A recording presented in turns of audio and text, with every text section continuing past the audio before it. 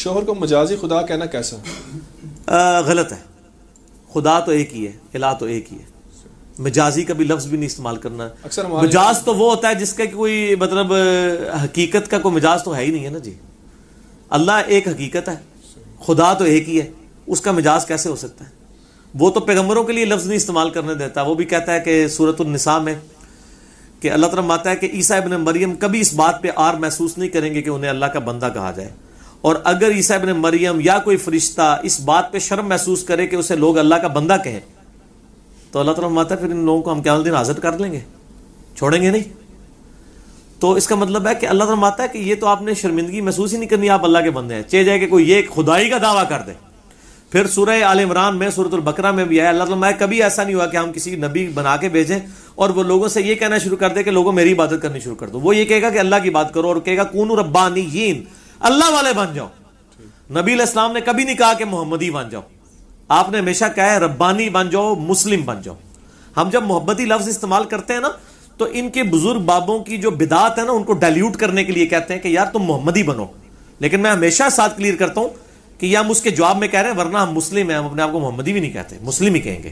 کیونکہ نبی علیہ السلام نے اپنے نام کے ساتھ یہ محمدی یا محمدن، یہ تو انگریزوں نے ہمیں نام دیا تھا، محمدن یہ لفظ استعمال ہوتا تھا. نبی علیہ السلام نے کبھی نہیں کہا کہ میرے امتی محمدی ہیں، مسلم کہا. قرآن میں ہے نا کہ هو سماکم المسلمین، ابراہیم علیہ السلام نے تمہارا نام مسلم رکھا ہے، من قبل وفی ھذا، اس قرآن کے نزول سے پہلے اور اس قرآن میں بھی اللہ نے تمہارا نام مسلم رکھا ہے. تو اگر ہم محمدی بھی نہیں کہلاتے ہیں، حنفی، شافعی، مالکی، جعفری، تو پھر آپ چھوڑ دیں کہ کہاں تک بات پہنچ جائے گی. ہم مسلمان ہیں، مسلم کہلائیں گے. لیکن یہ جو مجازی خدا والا ہے ہمارے ہاں کہ یہ شوہر تمہارا مجازی خدا ہے، یہ کلمہ کفر تو نہیں ہوگا پھر؟ کلمہ کفر ہے. کلمہ کفر ہے. کیوں نہیں کلمہ کفر ہے؟ خدا کا تو کوئی مجاز ہے ہی نہیں ہے نا سر. اچھا چلیں چھوڑ دیں، ابھی آپ کو سمجھ آئے گا. میں آپ کو سب کانٹیننٹ کے کلچر میں جواب دیتا ہوں. اگر کوئی شخص کہ یہ تمہارا شوہر تمہارا مجازی نبی ہے، ہاں نبی واسطے تہاڈی رگ بڑک دی، اللہ سے نہیں بڑک دی. اس تو انداز لگا لو کہ سب کانٹیننٹ نے تانوں کیسی بددین بنایا ہے. تو یہ جو مجازی خدا کہتا ہے نا، اس کو خدا تو بڑی چیز ہے نا. تسی جڑے بن کے نا اپنی زنانی کو میں تیرا مجازی نبی ہوں تو لگ پتا جائے گا تینوں پھر، ٹھیک ہے نا. پہلے تو زنانی جڑا نا تیرا سر لائے گی، ٹھیک ہے. لیکن آپ دیکھ لیں کہ کیا انہوں نے غلط دین آپ کو سکھایا کہ مجازی خدا تو عام مشہور ہے، مجازی نبی کوئی لفظ نہیں استعمال کرتا. میں آپ کو بتا رہا ہوں کہ انڈیا، پاکستان، بنگلہ دیش میں علماء نے، فرقوں کے بزرگوں نے دین کا وہ حلیہ بگاڑا ہے کہ انہوں نے شرک کی کوئی قسم نہیں جانے دی ہے. ہر جگہ شرک داخل کیا، اور ہمیشہ شرک داخل نبیوں کے ذریعے کروایا جاتا ہے. عیسائیوں نے شرک حضرت عیسیٰ کے نام کے اوپر کھڑا کیا ہے. کسی عام آدمی کے نام پہ تو ہو نہیں سکتا، اس کی اوقات کیا ہے؟ نبی تو ایک عزت والا ہوتا ہے. یہاں پہ بھی مسلمانوں میں جو اس قسم کے غیر محسوس شرک آئے ہیں وہ نبی علیہ السلام کی ذات کو سینٹرڈ کر کے، خدا کا پکڑا چھڑائے محمد، محمد کا پکڑا چھڑا نہیں سکتا. حالانکہ قرآن پاک میں کیا آیت آئی ہے، اے نبی علیہ السلام جس کو ہم پکڑ لیں کیا تم اسے اللہ کے عذاب سے چھڑا سکتے ہو؟ قرآن تو یہ کہہ رہا ہے. ٹھیک ہو گیا. تو یہ پورے کا پورا انہوں نے حلیہ بگاڑ دیا ہے، اور اس کو عشق رسول کا نام دیتے ہیں. عشق اللہ سنا ہے آج تک کدے لفظ؟ کیوں؟ اللہ نال نہیں عشق ہو سکتا. دیکھ لیا، عشق رسول لفظ استعمال ہوتا ہے، عشق اللہ نہیں لفظ استعمال ہوتا. کیوں نہیں ہوتا؟ یہ ساری کی ساری جذباتیت انسان کے اندر جو ہے نا، شخصیت کے ساتھ جو اٹیچمنٹ ہے نا، یہ موجود ہے، اور اس چیز کو شیطان پھر اویل کرتا ہے.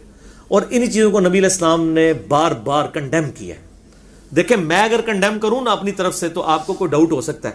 اگر نبی علیہ السلام خود کنڈیم کر دیں، بخاری میں حدیث ہے، دیکھنا میری شان کو اس طرح بلند نہ کرنا جس طرح عیسائیوں نے حضرت عیسیٰ کو بلند کیا اور انہیں ڈیوینٹی میں کلیم کر دیا. مجھے تم نے اللہ کا بندہ اور اس کا رسول کہنا ہے، مجھے بڑھانا نہیں ہے. تو نبی علیہ السلام اس سے زیادہ کس وا شگاف الفاظ میں آپ کو سمجھائیں تو آپ کو بات سمجھ آئے گی. دیکھ لیں، نہیں سمجھ آ رہی لوگوں کو. کیا عورت اپنے شوہر کا نام لے کر اس کو پکار سکتی ہے؟ پکارے، کیا مسئلہ ہے؟ کوئی بید بھی نہیں ہے. مرد اپنی بیوی کا نام لے سکتا ہے، بیوی اپنے شوہر کا نام لے سکتی ہے، اس میں کوئی گستاخی والا مسئلہ نہیں ہے. کیا لڑکا اپنے سے بڑی عمر کی لڑکی سے شادی کر سکتا ہے؟ شریعت نے ان کی عمروں میں کوئی فرق رکھا ہے؟ کوئی فرق نہیں رکھا. چاہے 100 سال کا مرد 20 سال کی لڑکی سے شادی کرے, چاہے 100 سال کی عورت 20 سال کے لڑکے کے ساتھ شادی کرے. میاں بیوی راضی کیا کرے گا قاضی. چلو کوئی تو ایک محاورہ ٹھیک ہے نا تھوڑا, ٹھیک ہے نا, شکر ہے یہ میاں بیوی راضی ہے. کڑی منڈا راضی والا غلط ہو جائے گا اگر کڑی نصیحت ہے, لڑکا لڑکی راضی والا غلط ہے, میاں بیوی راضی تو ٹھیک ہے. لیکن پھر اس کا مطلب ہے معاشرے کی اصلاح کرنی پڑے گی اس حوالے سے, کیونکہ معاشرے میں تو اس کو صحیح نہیں سمجھا جاتا کہ ایجوں میں بہت زیادہ فرق ہوگا. سر آپ اس اصلاح کی فکر میں کیوں پڑے میں؟ سر آپ بھی تو کون سا ایسا بوڑھا ہے جس کی, نہیں سر یہ پبلک مسئلہ نہیں, کون سا ایسا بوڑھا ہے جس کے حقوق کے لیے آپ آواز اٹھانا چاہ رہے ہیں؟ ٹھیک ہے, یہ پریفریبل قتل نہیں ہے. ہم آواز اس کے لیے اٹھائیں گے جو پریفریبل ہوگا. اسلام اس کو پسند نہیں کرتا. بخاری مسلم میں حدیث ہے, جابر بن عبداللہ نے ایک بیوہ عورت کے ساتھ شادی کی. آپ صلی اللہ علیہ وسلم ان کے جسم پہ نشان دیکھیں نا وہ خوشبو وغیرہ کے, آپ فرمایا, کہا یا رسول اللہ شادی ہوئی ہے؟ فرمایا کس سے کی؟ کہا رسول اللہ بیوہ سے. آپ فرمایا کسی کنواری لڑکی سے شادی کرنی تھی انہیں. اور کہا یا رسول اللہ میرے چھوٹے چھوٹے بہن بھائی ہیں تو مجھے ایک سینئر خاتون چاہیے تھی اس لیے کیا. لیکن آپ فرمایا کہ تو کنواری لڑکی کے ساتھ شادی کرتا وہ بہتر ہوتی, وہ تجھ سے کھیلتی تو اس کے ساتھ کھیلتا. یعنی پریفریبل یہی چیز ہے. ٹھیک ہو گیا, پسندیدہ نہیں ہے کہ اس طریقے سے ہی کیا جائے. کیا لڑکی والوں کی طرف سے باراتیوں کو کھانا کھلانا جائز ہے؟ تو یہ سارے سوشل ایشو ہیں جی. شادی کے اوپر جتنے کوسچنز ہیں میں ایک کیٹیگوریکلی بات کروں گا.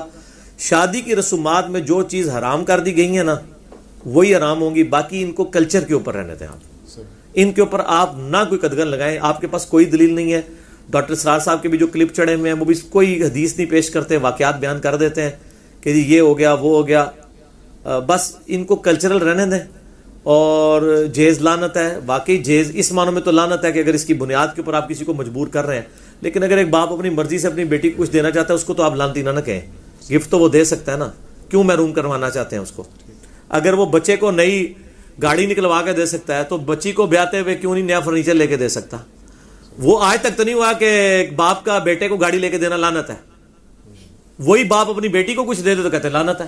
تھوڑی عقل آپ بھی استعمال کرو نا. حالانکہ قرآن و حدیث میں بخاری مسلم میں آیا کہ زندگی میں تحفہ دینا تو برابر دینا ہے, تو برابر دینا چاہیے.